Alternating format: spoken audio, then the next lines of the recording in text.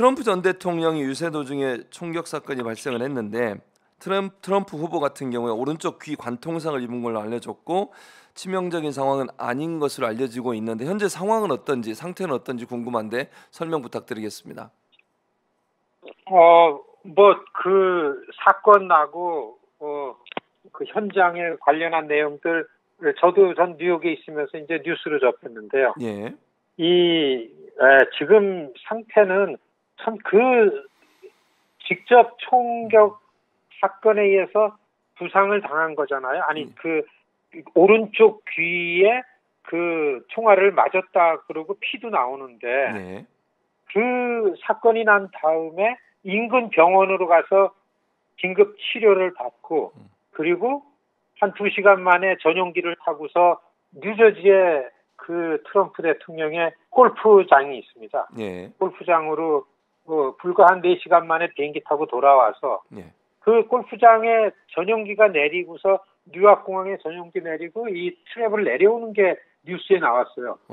그런데 뭐 아무런 도움도 안 받고 혼자서 톡톡톡 뛰어내려 오더라고요. 그리고 하루 자고서 지금 여기가 뉴욕의 10시 한 40분인데 예. 여기 시간으로 다 한 5시 좀 넘어서 다시 자기 전용기를 타고서 위스콘신 밀워키에 이제 그 월요일서부터 시작되는 컨벤션 전당대회에 참가한다고 갔습니다. 건강 상태 다치지 않았나 이런 거 염려하지 않아도 되지 않나 이렇게 보여집니다.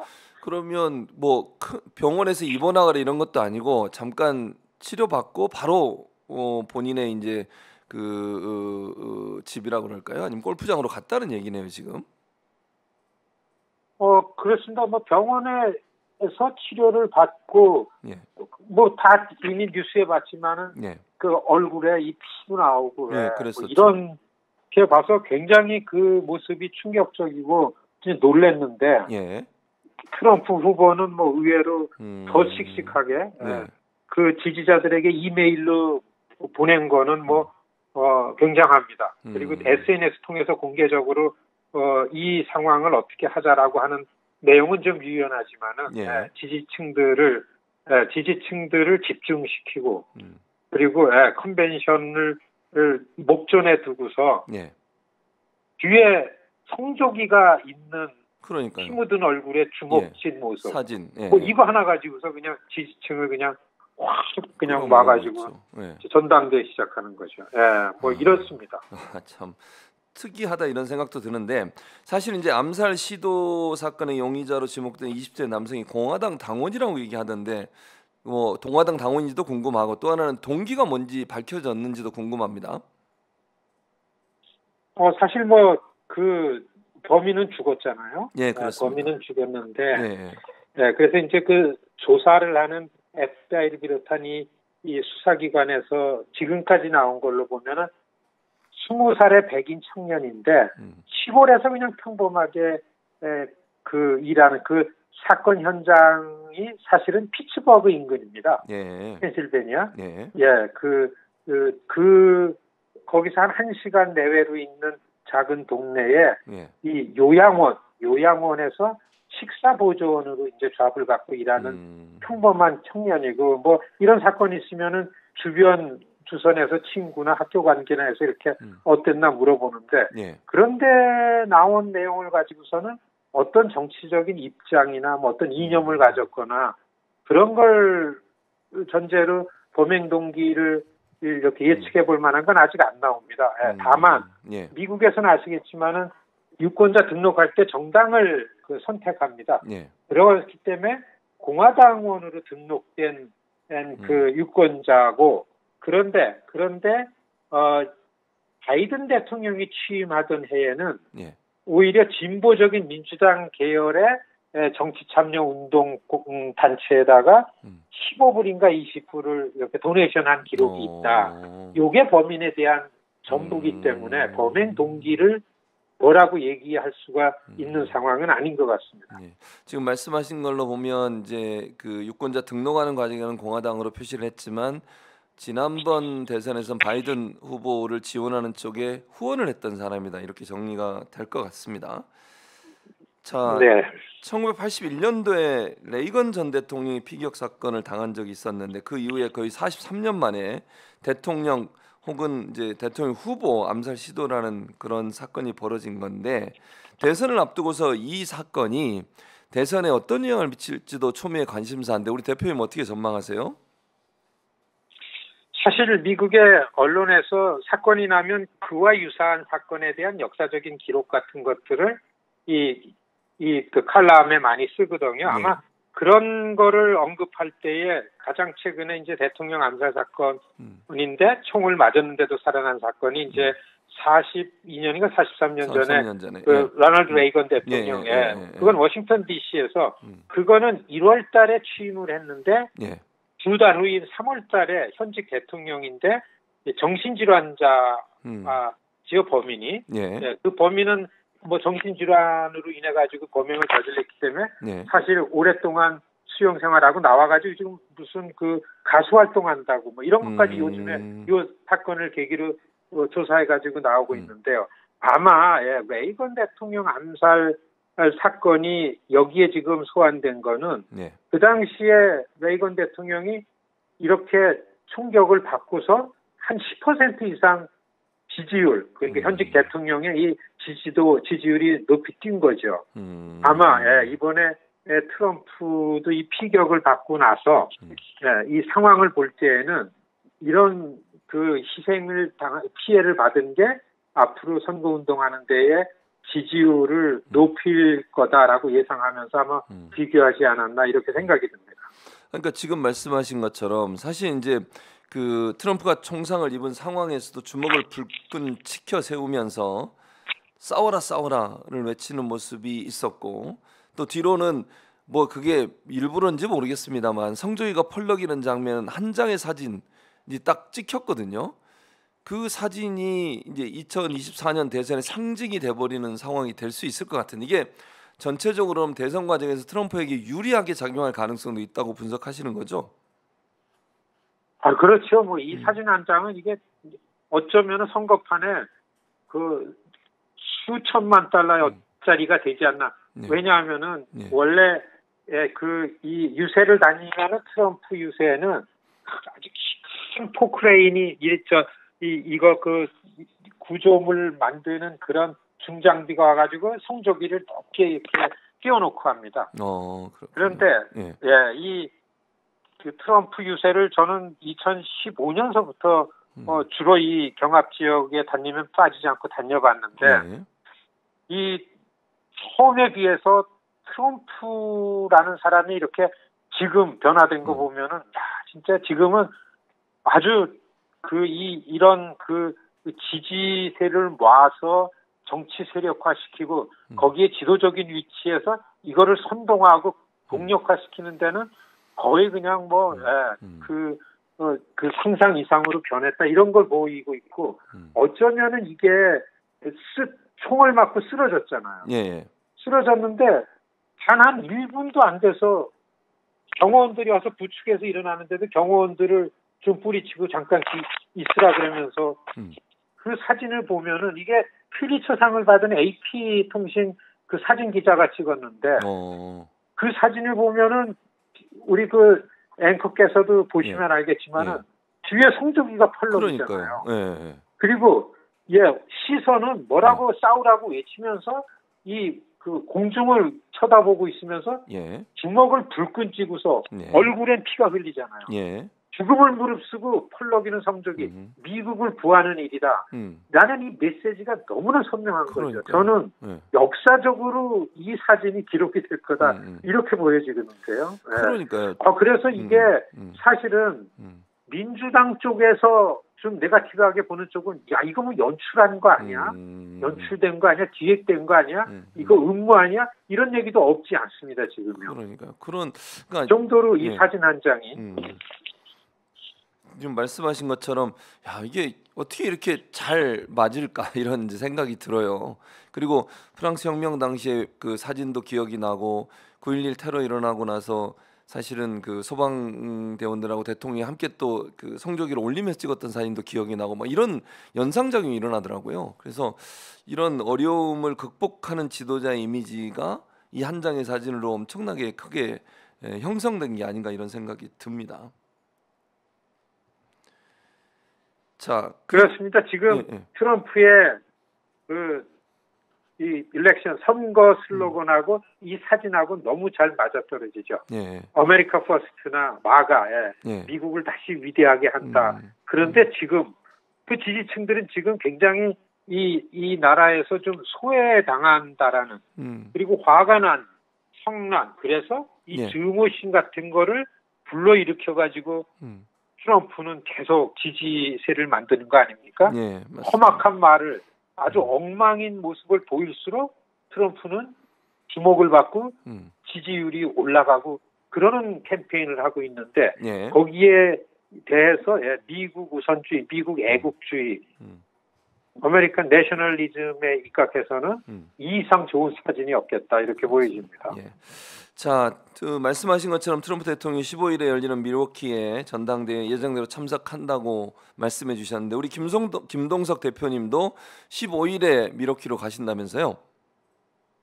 네, 여긴 지금 14일 저녁입니다. 내일 아침 새벽 경기로 제가 그 위스콘신 밀워키로 가는데요.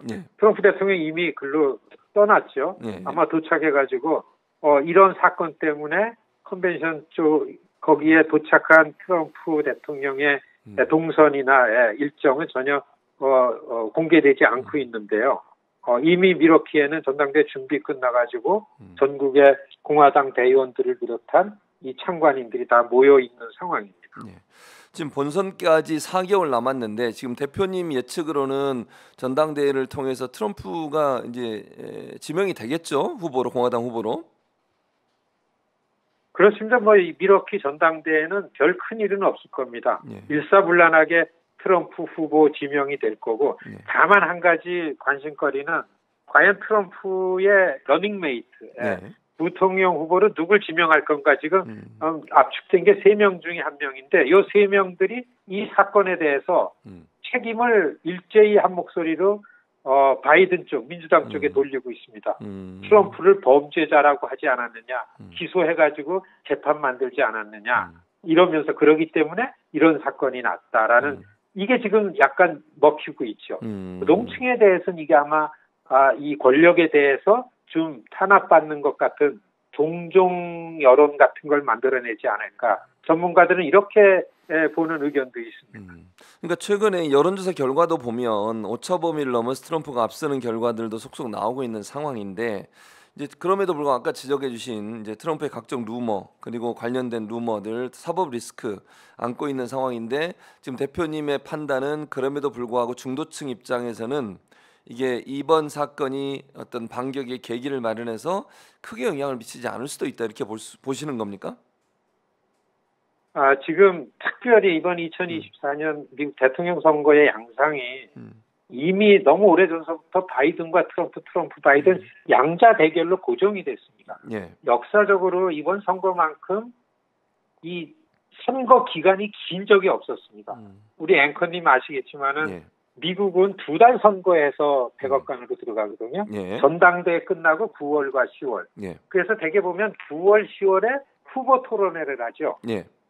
그런데 이번에는 이미 리턴 매치화 돼가지고서 후보가 정해졌기 때문에 굉장히 오랫동안 선거운동을 하게 되는 거죠. 변수는 아직까지 많다고 봅니다. 그런데 아시겠지만 올해 선거가 들어오면서 트럼프는 형사건으로 연방검찰에 4가지가 기소가 된 상황이죠. 그중에서 지난 5월 30일 판결이 난 유죄 판결이 받은 성매매 입막음 사건이라고 그러죠. 한국에서는 그 뉴스에 그렇게 나갔는데 그게 유죄 판결이 나니까 경합주에 있어서 바이든을 앞섰던 트럼프 지지율이 주요한 6개 경합주 중에서 중요한 중서부 지역의 경합주에서는 의미 있게 영향을 줘서 트럼프가 좀 밀렸었습니다. 계속 트럼프가 좀 앞서 있었는데 오차범위한 게 그렇게 나와서 트럼프와 그 유죄 판결 받은 다음에 트럼프와 바이든은 그 지지율이 거의 박빙으로 됐기 때문에 바이든 캠프에서도 이제는 모아진 돈으로 경합주에다가 그 우리 전략대로 선거운동을 해오다가 지난달 27일 첫 후보 토론회 때 그만 바이든이 엄청 그 어려움을 당한 거 아닙니까? 예. 그러고 나서 7월 첫 주, 이를테면 7월 4일 독립기념일 지나면서 나온 여론조사에서는 예. 다시 바이든이 밀리기 시작한 거죠. 이러해서 그때 나온 게 이제 바이든 사퇴론, 예. 후보 사퇴론이라는 굉장히 큰 이제 여론이 생겨난 이런 상황에서 이제 공화당 컨벤션 시작하기 전날에 이런 사건이 터졌습니다. 여기에서 볼 때에 예. 지금 이 사건이 펜실베니아에서 일어났습니다. 이 경합주 6개 지역이 2개로 나눠집니다. 예. 그러니까 중서부 지역, 예. 주로 중북부 지역에 있는 펜실베니아, 미시간, 위스콘신, 그리고 남쪽에는 조지아, 네바다, 애리조나입니다. 이 남쪽에 있는 3개는 이미 트럼프를 바이든이 이기기 어려울 정도로 트럼프가 앞서가고 있고, 예. 경합주의 이 중서부 지역에 있는 펜실베니아하고 미시간하고 위스콘신은 박빙이었었다가 예. 후보 토론회 때문에 약간 바이든이 밀리는데 이 펜실베니아가 경합 지역 중에서 대통령 선거 인단수가 제일 많습니다. 그렇기 때문에 바이든 쪽에서는 그래도 희망을 갖는 게 여기에 있어서는 주로 러스트벨트의 백인 노동자들이 과거에는 민주당 지지자들이 있었기 때문에 예. 민주당이 좀 내킬 수 있겠다라는 희망을 갖고 다시 캠페인을 짜고 나가다가 예. 펜실베니아에서 이런 이제 사건이 나고 펜실베니아 일리노이, 인디애나, 미시간, 위스콘신 이게 다 러스트벨트죠. 예. 그러니까 밀워키 위스콘신에서 공화당 컨벤션이 나고 그다음에 이 사건이 난 지역은 그 펜실베니아를 움직이는 키 카운티라고 합니다. 거기에 트럼프 한 70% 트럼프가 우세한 지역에다가 자기가 전당대회 전날 거기서 유세를 하고 가려다가 이런 사건이 터졌죠. 예. 이 사건의 그 결과는 트럼프 모습을 만든 거는 정말 역사적으로 내일서부터 4박 5일 동안 개최되는 공화당 전당대회는 정말 역사적으로 컨벤션 효과에 정점을 찍을 거로다가 예상이 되는 거죠. 예. 이 피 흘리는 얼굴을 한쪽에서는 예. 어쩌면 그 피 흘리는 거기에 오른쪽 얼굴에 붕대를 감고 나타날지 모른다. 이런 얘기도 막 SNS에 돌고 있습니다. 그렇군요. 이제 그러다 보니까 이제 민주당이 이제 이게 좀 긴박해졌는데 지난번 토론 이후에 또 이번에 뭐 나토 정상회담에서 말실수가 있었고 이러다 보니까 바이든 지금 대통령에 대해서 여러 가지 지금 교체해야 된다 이런 얘기 나오고 있거든요. 교체 가능성이 있는지도 궁금하고 또 두 분이 이제 거론이 되던데 미셸 오바마하고 지금 해리스 부통령이 거론이 되던데 교체 가능성과 이분들의 경쟁력은 어느 정도 있는지도 궁금합니다. 바이든 후보 교체 요구하는 여론에는 전문가들은 바이든보다 오히려 교체된 다음에 예상되는 대체 후보들이 훨씬 바이든보다 훨씬 트럼프의 경쟁력 있게 지지율이 나온다라는 걸 좀 근거로 하고 있습니다. 사실 우리 그 앵커분 언급한 중에 미셸 오바마는 그냥 국민적 인지도와 인기를 가지고서 언급이 되는 거지만 거지 현실성은 전혀 없다고 보여집니다. 왜냐하면 본인이 전혀 본인이 손살에 치고 그렇기 때문에 그래서 지금은 그렇지만은 이런 사건이 터졌기 때문에 굉장히 강한 사퇴 여론 압박에 시달리던 바이든은 약간 시간을 벌은 거죠. 왜냐하면 이 사건이 국민 사회에는 충격을 주고 이 선거판은 완전히 흔들어 버렸습니다. 어쩌면은 트럼프 진영도 전략을 좀 긍정적인 캠페인으로 바꿔야 더 유리할 것 같고 바이든은 현직 대통령이잖아요. 그러니까 한 3시간 전에 두 번째 그 성명을 냈습니다. 미국은 이런 사건이 일어나면 안 되고 그 트럼프가 그래도 무사하기 때문에 괜찮고 그래서 이런 사건이 정치권에 나면 안 된다 하면서 이것저것 그 1월 6일 사태 트럼프가 들어오면서 정치권의 테러 형태가 났던 케이스를 다 열거하면서 대통령이 그런 대통령 그 성명을 냈습니다. 그러면서 일단은 아주 극단적으로 양극화된 서로 공격적이고 서로 네거티브한 그런 말로다가 싸우던 이런 치열한 선거전은 약간 냉각이 되고 약간 진정이 되지 않을까. 그럼으로써 민주당에서는 어려운 국면이 들어왔지만 민주당 안에 바이든 후보는 후보 사퇴하라는 여론에 대해서는 좀 시간을 벌지 않을까 이렇게 보여지기도 합니다. 네.